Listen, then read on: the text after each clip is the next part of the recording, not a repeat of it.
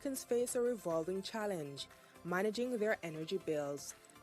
Nowadays, the electricity is mostly committed to cooling, or you could say running motors. So during the summer months, there is a lot more need for cooling ourselves. So running fans, running AC, and there's a lot more thirst for water. They want their lawns to be maintained, they want their crops to stay healthy, so we use a lot more water also. As temperatures soar, so do electricity expenses, leaving households searching for solutions. Here are some practical tips and considerations to help navigate through the heat without burning through your budget. Many young people are not at school, and so the homes are more occupied in the summer generally. So we need to kind of encourage a culture of going outside more. And somebody may say, but outside is hot. But we have to find ways of enjoying the outdoors and not always be inside. Because when you're inside, usually what are the young people doing? Watching TV or on a laptop or so forth. And all those things will contribute to higher energy. And of course, you have to keep the room that you're in cool, and sometimes that's not properly managed.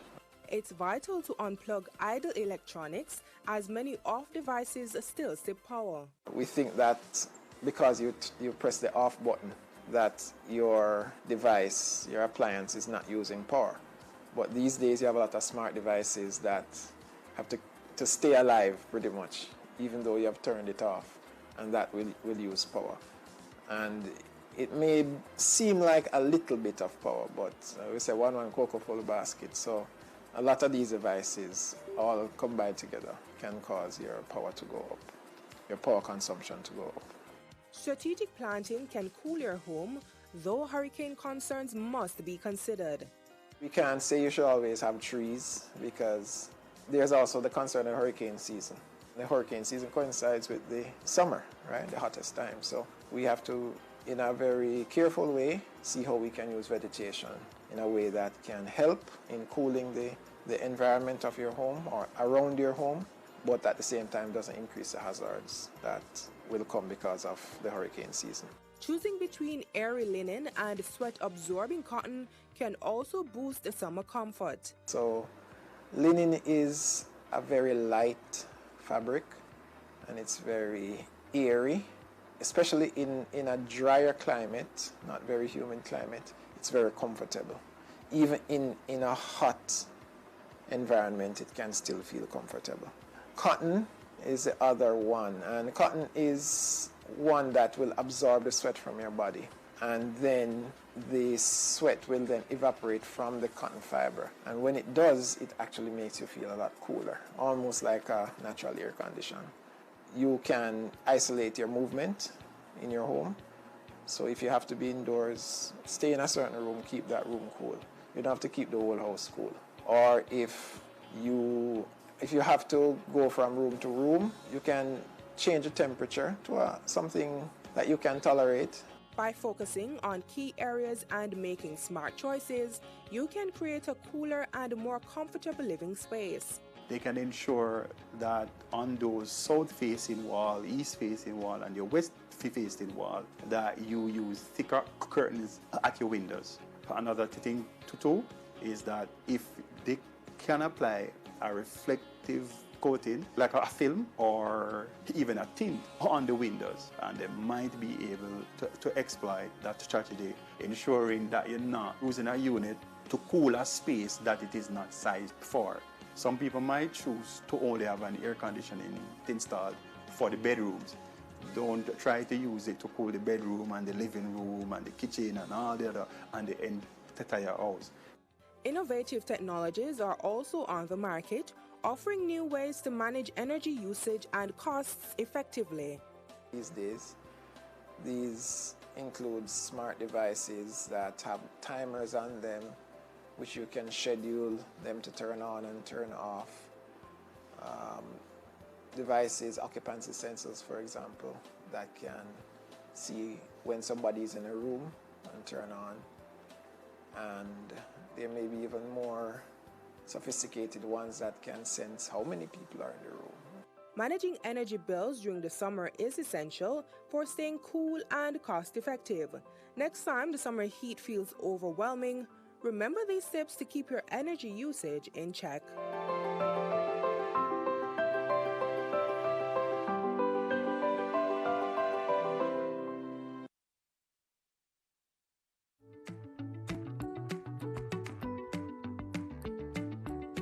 If your child will be wearing uniforms or shoes from the last school year, check if they can still fit. You don't want to be caught off guard finding out they're too small the day before school reopens. Next, check their immunization card to ensure your child is up to date with the required shots. If not, now is a good time to get this done. As you continue your preparation, take an inventory of school books and supplies you have at home and remove those from your current list. Book drives are common at this time, so remember to check with neighbors, friends, the school, church, or other sources for books that are on your list.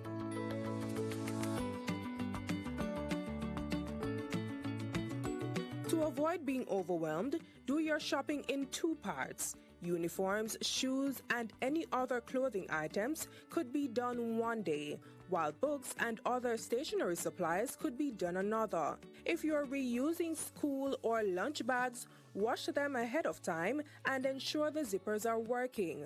Now is also a good time to start adjusting bedtimes to get your child back into a routine. And don't leave all the book wrapping and labeling of personal items for last. Once you have these items, start right away and spread it out over a few days. Review safety measures if your child takes public transportation. And if they're going to a new school on a new route, take them at least 2 times before school starts to get them familiar with the buses to take.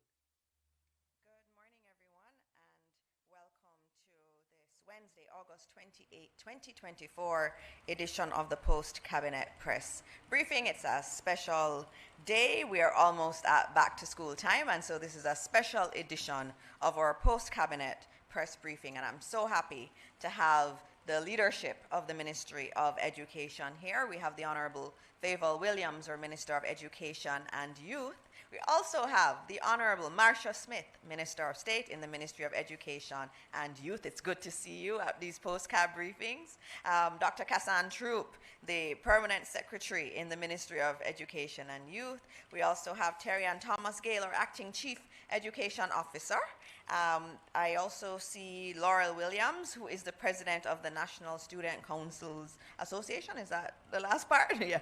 And then there are also lots of other members of the leadership of the Ministry of Education, and we have our members of the media who are here. But before we start, there is a long list of things that have happened. We've not had a meeting since the end of July. And so there's a lot of things that have happened in government, and I will give a few really good updates. Couldn't do the whole list. It would take an hour. So I'll just pick a few things to highlight in terms of the work that's being done. You would have seen yesterday the commissioning of 100 new CNG buses, and that's a very big deal, and the Prime Minister is correct. You know, in time, it will not be a big deal that we ordered 100 new buses or that we ordered new garbage trucks.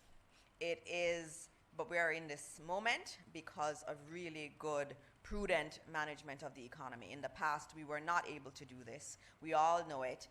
We've seen the issues in the transport sector, buses not being available to the public, and so this is a big thing. It's a big deal to have these new CNG buses, and also it's a good thing because of the cost savings. Running these buses on CNG is much, much cheaper than doing it on diesel. So if we look at the savings that we see there, fueling one of these new CNG buses will cost approximately $60,000, whereas for the diesel buses, it's about $60,000. That is a huge saving of $40,000 every single day. That is big, big numbers. And when you cumulatively look at it for all of these 100 buses over the year, it's a saving of $1.46 billion. $1.46 billion just for those buses. And then you also have the ones that had been previously ordered. This means that we can redirect funding towards other important things. And I know Minister Williams will say, yes, it can go to education. But there will be other very important things that this money can be used towards. And so the important thing to see is this is really policy done right. So you are not just providing the public with more transportation offerings, but you are also at the same time saving money and being able to more efficiently use the funds available to us. Apart from JUTC, the Montego Bay Metro Company Limited fleet has also been expanded, and that fleet serves commuters in western Jamaica. And they've added 8 new buses. They're not CNG, but still they're 8 buses. And these were handed over by Minister Darrell Vaz during his visit to the depot on August 22 at the Bogue Industrial Estate. Minister Vaz has also announced that there will be 4 more buses that are expected to add to that fleet. And it's very important that, we're not just talking about JUTC and in Kingston, but we're also looking more generally at transportation across the country. Another key development to note, and this is one that maybe we've not spoken enough about, is the Bank of Jamaica has indicated to commercial banks and other DTIs that interest rates are set to decline for the first time since October 2022. And we all know that in an effort to stem the issues in relation to inflation, that the Bank of Jamaica implemented increases in their rates, in interest rates. And so effective Wednesday, August 21, the central bank reduced its indicative policy interest rate by 25 basis points, bringing it down to 6.75% per annum. And this reduction, as they said, as the BOJ said, suggests that commercial banks and other DTIs can begin to lower interest rates they offer on loans and other lines of credit to customers. And so that's a good thing. It means that the policies are working. We're able to now start bringing interest rates down. In terms of Hurricane Beryl related items, hurricane straps, it's been a big thing. We've said that we are going to be doing more work in relation to delivering hurricane straps, and the Ministry of Local Government has done that, and they have provided 5,000 hurricane straps to residents of Rocky Point in Clarendon to assist with rebuilding their homes after the impact of Hurricane Beryl. And I know Minister Mackenzie and the ODPEM team, they're very much committed to getting these out as a part of some of the donations that we would have received. We did request hurricane straps, and also, as the PM had said, we have to build back more resilient. Doesn't make any sense to just put on back the same zinc in the same way that blew off. If another hurricane comes, it's going to blow off again. And so it's important to actually look at how we can build in resilience as we rebuild.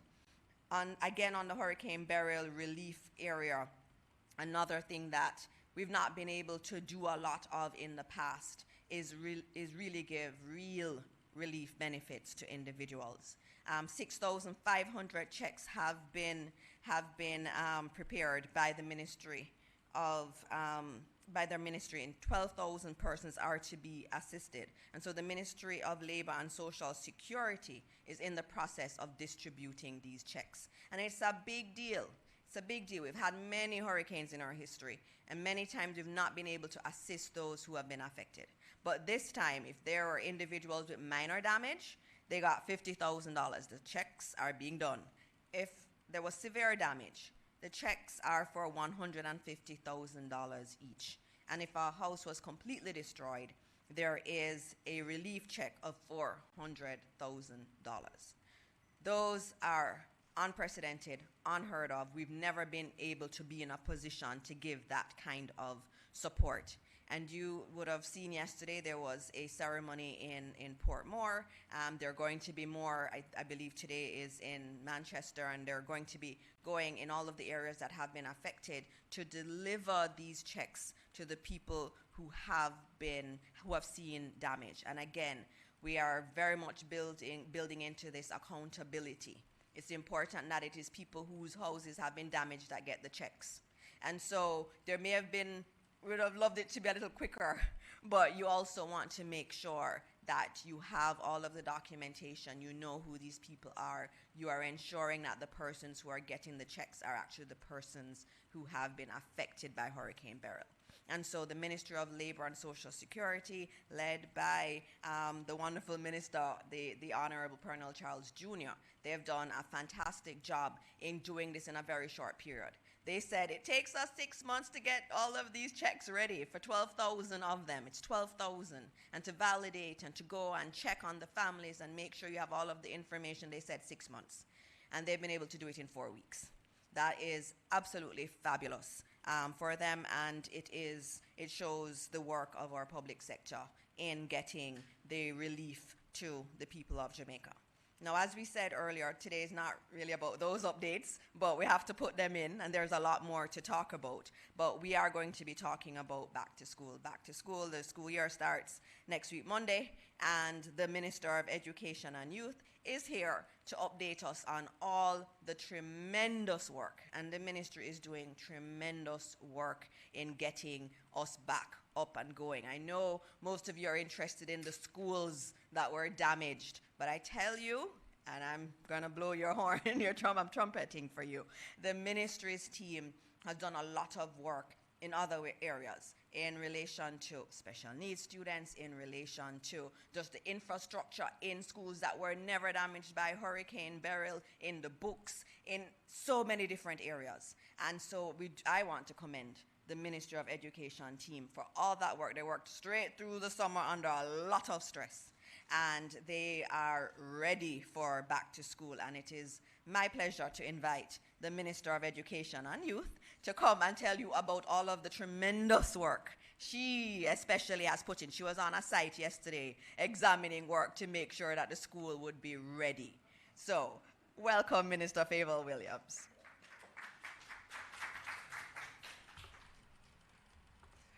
Thank you so much. Good morning, everyone. Good morning. Allow me to begin by acknowledging my colleague minister, Senator the Honorable Dana Morris Dixon, my state minister in the Ministry of Education and Youth, the Honorable Marcia Smith, the team from the Ministry of Education and Youth, including our Permanent Secretary, Dr. Kassan Troop, Chief Education Officer Acting, Mrs. Terry-Ann Thomas Gale, and the hardworking and committed team from the Technical Services Unit, Media Services, Core Curriculum, and the National Education Trust. Oh, we have NPSC as well. Thank you. I want to acknowledge our board chairpersons, our principals and administrators, teachers and staff who are getting ready for the 2024-2025 academic year. Our students across the education sector, 3 of whom are with us this morning that I'd like to acknowledge. We have Laurel Williams, you can stand, Chelsea Moulton and Jamoy Pitter. And Laurel is from Glenmuir High School. Chelsea is from Immaculate Conception High School, and Jamoy is from Monroe College. Thank you for joining us for this press release. Let me acknowledge as well members of the media, Jamaicans all. Good morning again to everyone. First, let me extend condolences to the family and friends of 16-year-old Jamari Reed, who was a student at the William Knibb High School in Trelawney and was the recent victim of what appears to be a shark attack in Trelawney, a phenomenon that is rare in Jamaica. If you look up the records for Jamaica, actually, there may only have been 13 such situations in 200 years in Jamaica. So this is a very unusual occurrence. I understand that Jamari loved fishing, and he's remembered as a quiet student who didn't give any trouble. May his soul rest in peace. So I'll begin by saying that this administration's commitment to education remains unwavering. We believe in the power of education, not only as transformative, but we also believe that it is a basic, fundamental human right for all Jamaicans.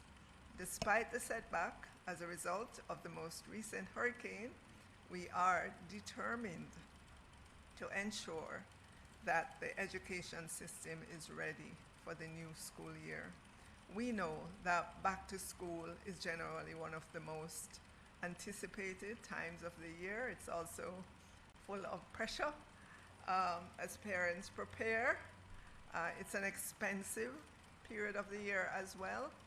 And we want to say to our parents, you don't have to buy the name brand bags, right? You don't have to buy the expensive shoes. Be reasonable in what you do. So this year, I know the anticipation is heightened due to the aftermath of Hurricane Beryl. And in the first slide, you will see the number of schools that would have been impacted by the passage of Hurricane Beryl, 362. But I want to remind you that across the education system, we do have 1,009 primary and high schools. And so I did the math, and it says that 647 were not impacted by Hurricane Beryl. And so those schools are in the normal mode of cleanup and readiness. So where our attention has been is on the 362 schools that suffered different magnitude, different levels of damage as a result of Hurricane Beryl. So you can imagine that because we had so many schools damaged and such a short period of time in which to repair the damage, we had to prioritize which schools got fixed and when. So as we looked at the 362 schools, we had to place them in priority groups. So priority 1 would be the severely damaged schools, 107 of those. And we know we definitely had to do the work to get those fixed in order for them to be up and ready. Priority 2 schools are schools that are moderately damaged. What's damaged at those schools can be fixed while schools are in session. And priority 3, minor damage, 116 of those schools. And again, they can open come September 2nd, and during the school year, we attend to the damage that was done. I'm going through all of this and laying it out because I know that on September 2, the press will be around to take a look at schools, and I just want them to be clear that they may go to a priority 2 or a priority 3 school, and somebody's going to point out the damage that's there, and they will say the ministry hasn't done anything. That's because we are going to be taking care of that repair during the school year. We simply had to put blinders on and focus on the priority 1 schools. Those had their roofs blown off, and we just had to take care of those. And we had to do that in order for those schools to have a chance to be opened come September 2nd. So I hope that is clear in everybody's minds, in the minds of parents as well, or teachers, so that they may show up at school and they may see some damage. If you're in priority 2 or priority 3, damage will be fixed during the school year. Where do you get the information if you're in priority 2 or priority 3 or priority 1? It's on our website. All the schools are listed in the 3 priorities. So the primary damage to the priority 1 schools was to roofs and ceiling. windows and doors. There was some electrical damage, electrical power restoration that was needed. At some schools we had to replace electrical pole. There's perimeter fencing and retaining wall damage as well, water tank damage to furniture, and learning resources. As we looked across all regions, schools in all regions suffered some damage, but obviously most of the damage was done in regions 4, 5, I'd like to say 3 as well, which stands to reason because that's where most of the damage was from the hurricane. So the team from the Ministry of Education and Youth and we've been visiting schools to see the damage firsthand. We have been communicating with our regional teams, including directors, building officers, chairpersons in our schools, principals, to keep them abreast of what is happening, of course. With contractors in their schools, they need to be present at least some of the time, or keep abreast with what's happening there. So I want to say thank you, a big thank you to all our contractors who have been working. There are about 45 different contractors across the 107 schools. We had a very narrow window in which to effect these repairs. If you recall, hurricane hit us on July 3rd. School is to open September 2nd, so that's about 8 weeks or so to really get things in gear, something that we have never done before, but based on these contractors just rallying to the task, and our building officers or regional directors, everyone, we are at a good place today looking at the start of school for September 2nd. I'm not going to say that everything is perfect, but we are encouraged by what we're seeing. We have also said to our principals that they have permission based on their context to determine how to bring students back to school. So traditionally, our high schools would have staggered children coming back into school, so not everybody is back on day 1 or even day 2 or day 3.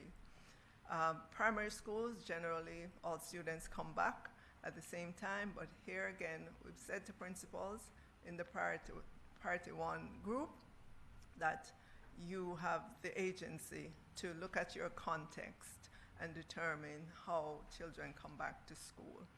And I know our principals are doing that. We were on a call with them yesterday, and based on the report that they gave, you could tell that they were on top of things in their particular school and would do whatever is necessary to ensure the children come back in an orderly way. I know that in this moment, communication is needed. I'm encouraging our principals, our teachers, to over-communicate with our parents so that they know exactly what to do. I wouldn't want them to show up on September 2nd to find out, oh, it's not this grade that we're asking to come back, we're asking another grade to come back. It's important that we use all avenues of communication, whether it be the WhatsApp, telephone, social media, whatever means you have available to you, to please use it. We know that a lot of parents will converge on the school, and it's important for them to have correct and up-to-date information. There are schools in the priority 1 in which we know, standing here today, that they will not be quite ready. All the classrooms will not be quite ready. And for those, we have contingency plans So for example, we know that work at a particular school is going to extend for a week. We're making arrangements to have a tent. In other areas, other schools, we're using a church hall or a building that's close by, just to give us that time to get the school completely ready. So we're asking all our stakeholders to work with us as we move through this situation in which we are. There's been a lot of work done, and you will see that when you get to the schools. So that is the update in terms of schools that were impacted by Hurricane Beryl.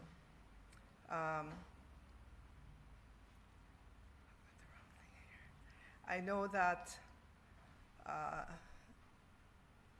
once schools resume, the issue of safety and security and health will start coming back into focus.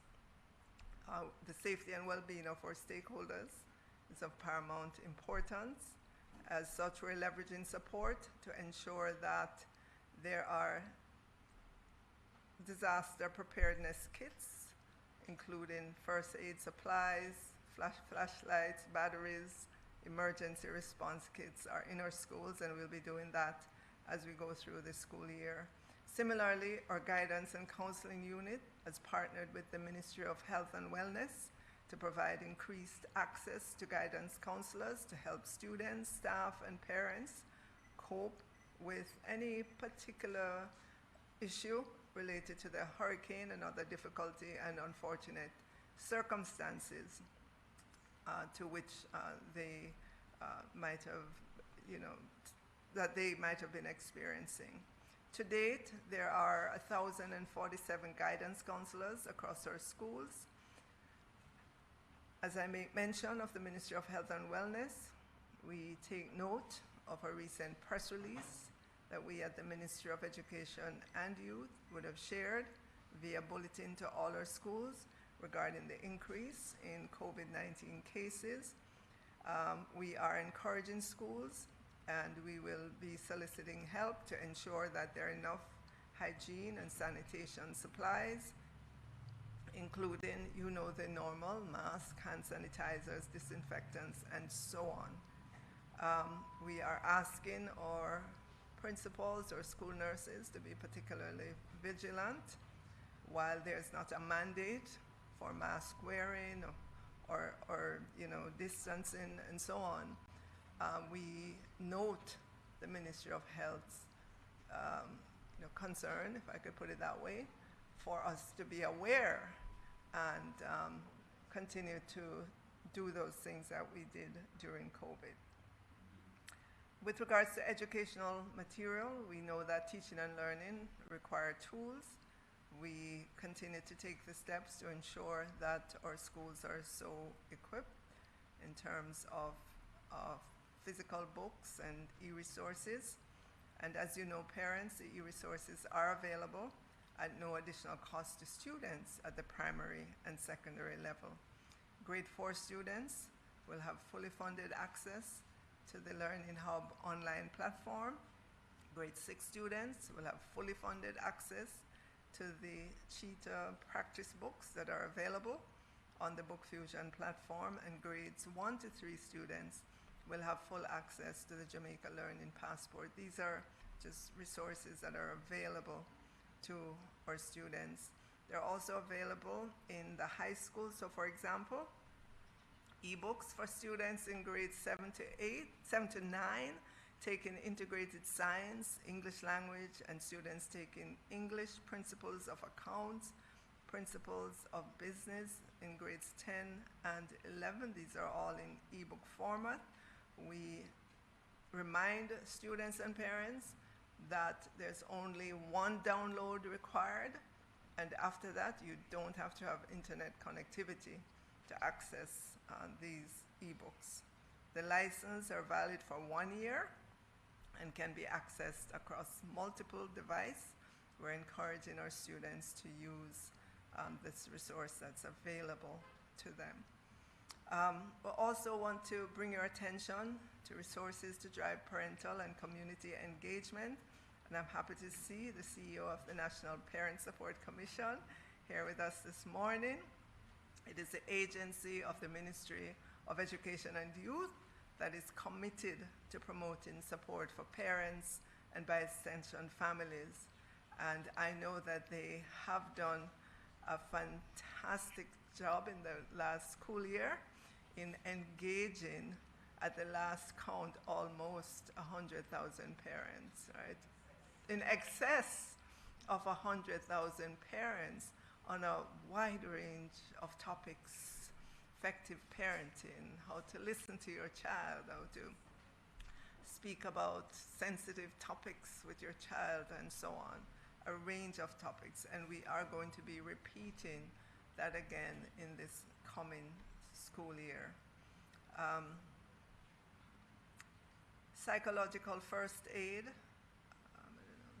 Well, I spoke about that earlier on, so let me move on in the presentation. Let me just say we acknowledge all efforts to date. Again, the ministry is committed to empowering all of our stakeholders in various ways. We are going to continue to just press the gas to ensure that our schools are adequately resourced. We know it's going to take more budget space and so on over the year, and we know that not all schools are going to have everything that they need, but our commitment is to continue to supply the needs of our schools and our teachers as well. So with that, ladies and gentlemen, I will stop there. Just to say to our students, welcome back to school. We're happy that you're coming back. Hope you're happy too. You know, and we want you to remember that having your voices heard is important for us. We want you to begin to take the action and to become vested stakeholders. You're full of ideas. You are the innovators. You represent hope, not just for yourselves, but for generations to come. So we want to hear from you. You know, on our school boards, there's student representation. You have different organizations at your schools that you can become members of to let your voices be heard. We would love for you to practice that, to encourage that in our schools, because that's how you bring about peaceful change. We don't want to see demonstrations and so on. We want to see engagement of our students and our administrators in our schools. So we invite you to be part of the solution, to set the example for others to follow. And I'll just close by just briefly talking about the CPFSA, the Therapeutic Center. We know, as we would have seen towards the end of the last year, that there was a need for therapeutic interventions for our children. These available interventions address unresolved trauma and harmful behavior.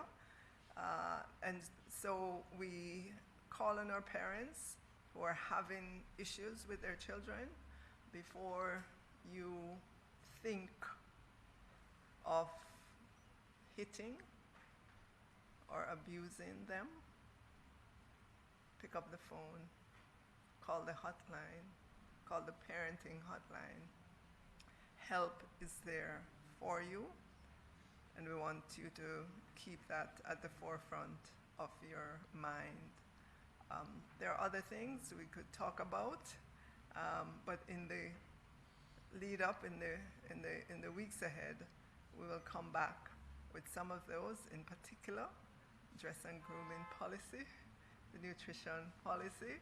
We'll come back with those as schools, as students come back to school, and we begin to see the interaction of that on the campus. Yes, I see our students smiling. So thank you, ladies and gentlemen. Thank you again, Team MOEY. You've done a lot of work, and it needs to be recognized. Thank you so much. Stay, Minister. Thank you very much, Minister. And obviously, again, it's clear a lot of work has been done, and the Ministry of Education team is saying they are ready for September 2, which is just a few days away. We're going to have questions. There's not the wonderful Naomi is not in, but we are going to be taking questions from the media here and those who are online, and I see hands already up. Morning, everyone. I'm Jamila Maitland from TVJ News. Minister, to what extent have school administrators indicated that, you know, the power hinges on their reopening? I know a lot of schools still don't have electricity, a lot of areas rather, which includes the school. The JPS gave a August 31 deadline. What assurance have you been given that that will be met? And have there been any schools that indicated to you that we can't open because of the power? When you look at the list, there was at least one school, or one or two schools, but yesterday they reported that they got power back. We haven't had, well, we had the list of over 200 schools that were impacted that we passed on to the minister, to JPS. Unofficially on Sunday, because I was in church with a high-level JPS official, they told they told me that JPS has done work, a lot of work on those on that list, and so we're not expecting for there to be many schools that are saying they don't have electricity. We didn't get that yesterday in the meeting that we had with principals for the Priority 1 schools, but there could be others. I'm not saying everybody has electricity back, but I was assured that work was done to restore electricity. Okay. Good morning, Minister. Shoshana Small from the Gleaner. Minister Williams, initially the ministry gave an assessment, a preliminary figure of $2.7 billion to repair the schools that were damaged. Is that the same cost right now? And does the ministry anticipate interim budget going forward? And another question, Minister, it is about the teacher migration. Do we have those figures this morning to say how many teachers have left the classroom? Okay, so on your first question, given that the number of schools assessed has increased, yes, that figure would increase, but it's not a figure that I want to publish right now. More money will be required as we go through the school year. Minister, can you give us an estimate though as to that figure? It's no, over $3 billion. Mm-hmm. Okay. And then with regards to teacher migration, what I can tell you is based on the numbers that have been collated for this year, and we're looking at September to August of 2020, right, the 2 years, 23, 24 versus 22, 23. The information, the most current information that we have is that a total of 102 less teachers resigned this year than last year.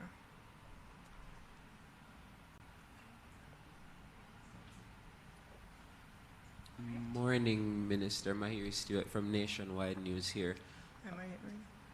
At the beginning, Senator Dr. Dana Morris Dixon, she was speaking about buses, and it reminded me that Darrell Vaz, he mentioned earlier this year that there was a program being put in place, a rural school transport program to ensure that people in certain areas would have adequate transport to get to school. I just wanted to know if there's any update you have on that program that you could give us. No update this morning, but that's something we will be meeting with the minister on this week as we approach the beginning of school. You know, Hurricane Beryl kind of just took us. Montego Bay Metro? Okay. So out there, yes, okay. But to the extent that you have more buses in the corporate area, for instance, obviously that's going to be very good for our students. It means that they'll be able to get to school earlier, and they won't have to wait, they won't have to loiter in the town centers for transportation. Buses will be available. But as to the particular program, that is, you know, the details of that we have to get into as we get into the school year.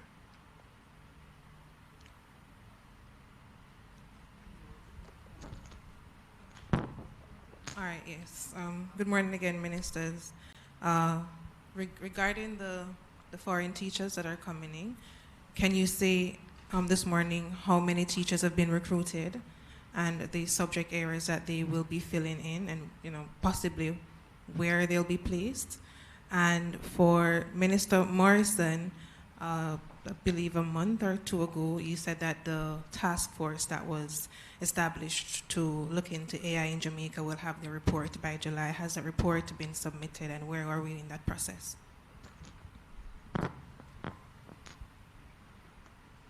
Okay, you want me to start? All right, on the teachers, foreign teachers.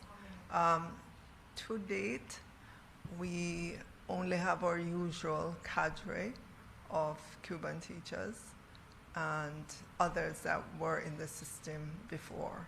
There has not been any new recruitment of teachers from other countries.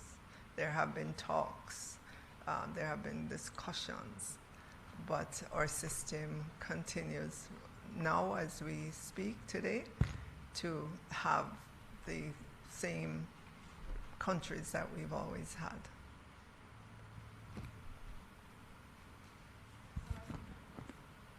The second question was in relation to AI. Oh, okay, well, you can give your question. I'm going to do both together. Okay, so I'll ask. So Jamila again from TVJ News. Minister, the response seemed a little bit vague as it relates to the number of schools that have indicated that they won't reopen. I know Monroe College is one. I'm not sure if you have any other or if that's the only school right now. Remember that I said that schools or principals or board chairs have the permission to look at their context and decide how they bring students back to school. So a school like Monroe that was severely, I'd put them at the top of the list in terms of being severely damaged. That principal has indicated that they won't start September 2nd. They'll allow a week for the work to be completed before they start bringing their students back. Other schools, as they look at their classroom spaces, they've determined we'll bring in our grade 7 and 8 today, and, you know, next day another. They've decided on rotation. So a lot of different permutation being used by our principals, depending on their local context. Do you think a list would be able, you'd be able to provide a list further on? Because I'm only aware of Monroe right now because they spoke publicly, but other schools might have indicated to the ministry. So we'd just like to provide that list, especially in light of the communications, as you mentioned. Monroe had told us, you know, they were having issues with internet, and so they passed that information to us. So I wondered if, you know, how we could assist those parents who may also have issues with power as well. So that's the answer to that first question. The second one, in light of, there have been principals talking about equity as it relates to funding from government. The Patterson report had highlighted that. Is the ministry any closer to figuring out a formula that would be more ideal as it relates to school funding right now? Okay. We continue to work with the same formula that we've been working with, which is the per student formula for schools. We also will look at the particular school, the context of the school. So if they say they need more desks and chairs, they need this, they need that, we will step up to the plate to ensure that they have it. The question of changing the formula, again, it's one that we have to engage all the stakeholders in that, because it will involve schools in need getting more, and obviously that has budget implications as well. So it's a conversation that we need to begin in earnest, but for this upcoming school year, it will be the same formula. We've ensured that given the hurricane damage and so on, that schools would be receiving their grants earlier. So grants that would normally be available in September are being pulled forward into August and so on to help the schools. Oh, no. Wait, I thought you had an AI question. And I wanted to do the two AI. Oh, that question on the task force. Okay. All right. Okay. In terms of the task force, they asked for a little bit more time in their report, and they have finalized their draft policy recommendations to the government. That has been finalized.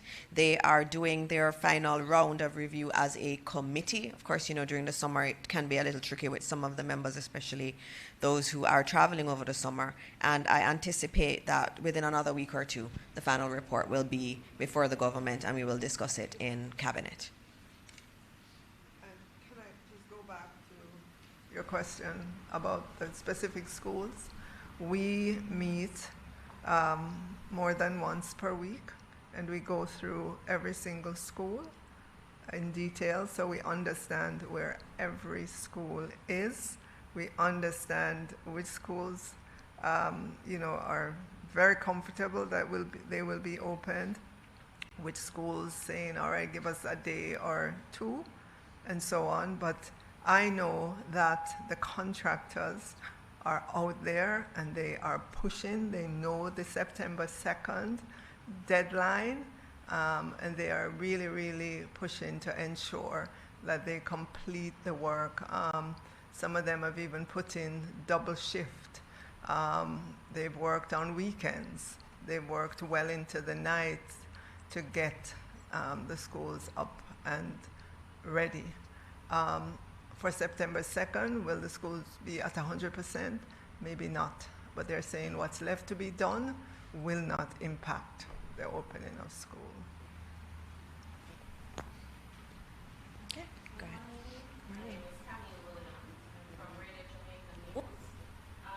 A number of factors being thrown out in terms of what could have been the cause of the performance for this year's CSEC exams. And I just wonder if you think learning disabilities, which I haven't really heard being offered as a possible reason for the performances, do you think learning disabilities could be a factor in the performance that we've seen, not just in CSEC, but I guess you could also talk about maybe PIP. We know that we have issues with literacy in our schools. All right, with regards to the CSEC and the CAPE results, if you look at the passes in a lot of subject areas, students did well. The area that we have significant concerns for, obviously, is in math.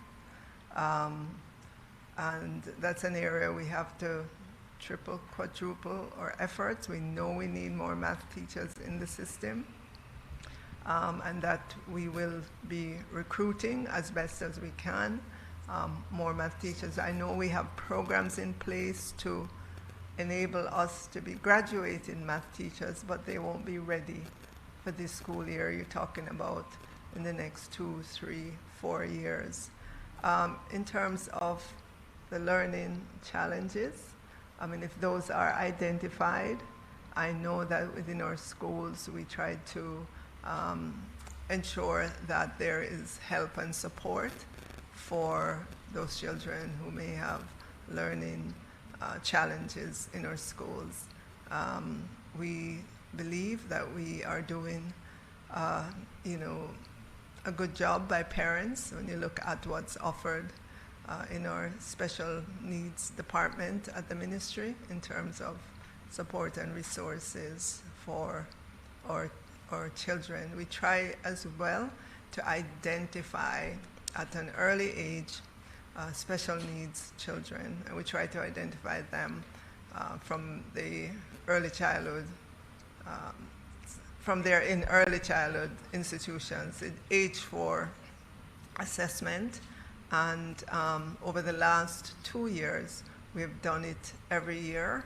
We have assessed all our grade 4 children across age 4 children, grade 4, age 4 children, across Jamaica for early numeracy, early literacy, behavioral issues, and special needs issues. And where they're identified, we take steps to help. I know more can always be done, but again, we have to be mindful that we're operating within budgets, but we try to maximize on our budgets. Thank you.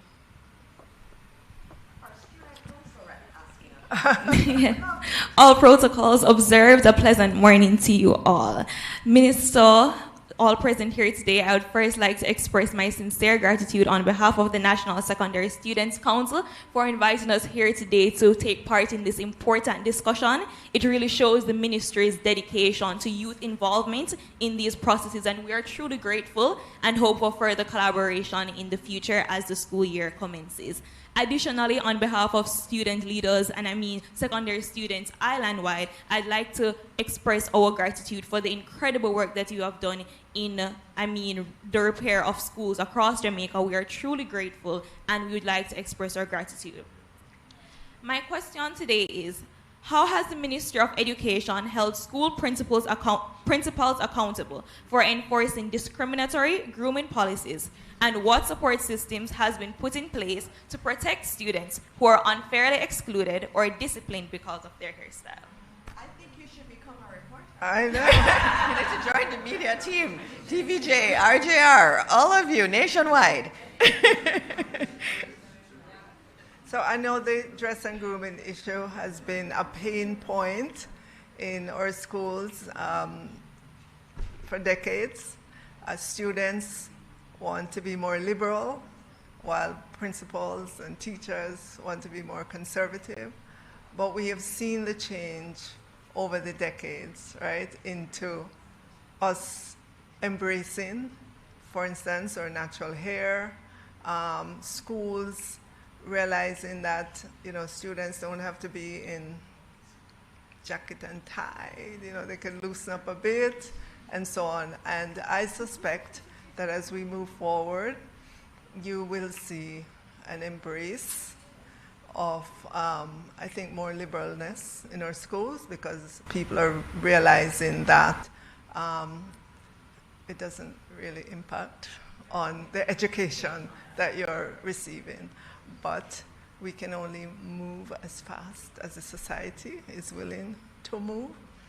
In those cases in which principals continue to lock students out, we really, I said to the PS the other day, I will be writing to board chairs to have those principals be taken through a disciplinary process because they are violating the directives, the policies of the government. So that's where we are. Thank you so much, Minister. I believe we have one more question. Good morning again, Minister. I just want to clarify a few things. Just to confirm, the ministry will be tapping into the supplementary budget for more money for the school repairs? We're always asking for more money. That's the nature of the ministry. Yes, of course, we have to. We have a better assessment now than we did right after the hurricane, and so we have to present the case to the Ministry of Finance and the Public Service.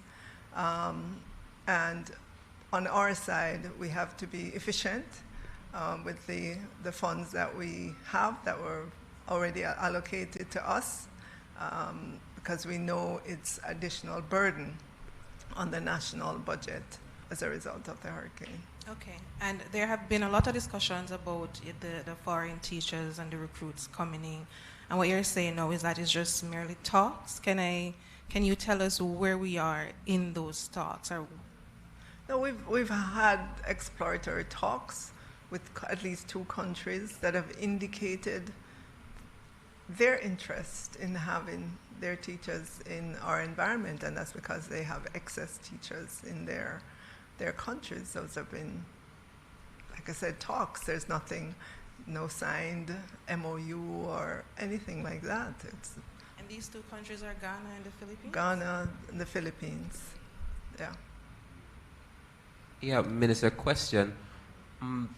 I know that during the CXC press conference when the results were being revealed, Dr. Nicole Manning had indicated that in light of the pass rate for mathematics, there would be some strategies that they would recommend or potentially implement as a means of seeing if they could get those grades up more. Is it that you will be in talks with, or the region rather, will the region at some point be meeting soon to discuss the results, and will there be a meeting between maybe you and the JTA in the future to see if there's any strategies that could be implemented? All of the above.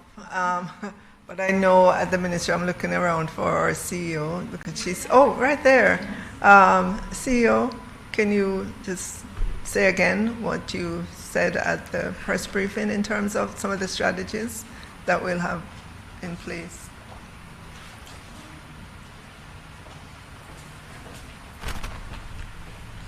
Good morning, everyone. The Ministry of Education and Youth, we have commenced work already in looking on how it is that we approach the teaching of language arts and mathematics, literacy and numeracy at the primary level. We have gone ahead to restructure our curriculum department in looking on the foundational unit. We have also looked at focusing, using our literacy and numeracy coaches in driving what we consider now a coaching method. So instead of us being more of a facilitator, we're more doing the coaching, using the coaching method in how it is that we help our teachers to implement the different methodologies that are needed to bridge that gap with the instruction and how students learn. We're really putting the students in the center of everything. So we've started already at the primary level. We have also looked at the students who are going into high school. There is a plan of work that will be sent to a group of students who we saw coming out of PEP that were performing below average, meaning that they're at the beginning, they're on pathway 2 or 3, and there is a plan of work that will be sent to them. We're targeting not just at the primary level, but we're looking across all different levels as it relates to mathematics and language arts and English in some areas. We're also coming out of transformation. It requires us to look at the programs that are offered at the teachers' colleges. So there is a deliberate attempt in looking at the program structure at that level as well. The focus coming out of PEP last year with our Recover Smarter 2.0, we double the efforts in areas where there are weaknesses. Our PS refers to it as flipping the script, where it is that we are encouraging our school leaders to take control of the instruction. If it is that you have a math problem in your school, we're not saying to stick to a timetable that is giving the students a certain number of hours for mathematics, but instead to make the emphasis in the areas where there's weaknesses. And so there's also that agenda where our school leaders need to take charge of the instruction at the school level. So the ministry is very targeted in how it is that we're approaching the delivery of our curriculum, our syllabi, and we work in collaboration with our regional bodies as it relates to how it is that we guide our our teachers and principals. Thank you. Thank you. You had another one? Yeah, one more. Okay, this has to be the last one. Okay. All right, so for my last question, on Nationwide 90 FM, we have a segment known as Public Opinion. And yesterday, we asked who the Jamaican public believe should be the country's next Minister of Finance. And you were touted by many as the best choice. I know you said you weren't going to comment on it before, but today is a new day. So I thought, maybe I'd ask today if you have any reaction to the public saying that you should be the next person in line for the role. Well, I appreciate that today's a new day. But the comment will be the same. No comments. Thank you.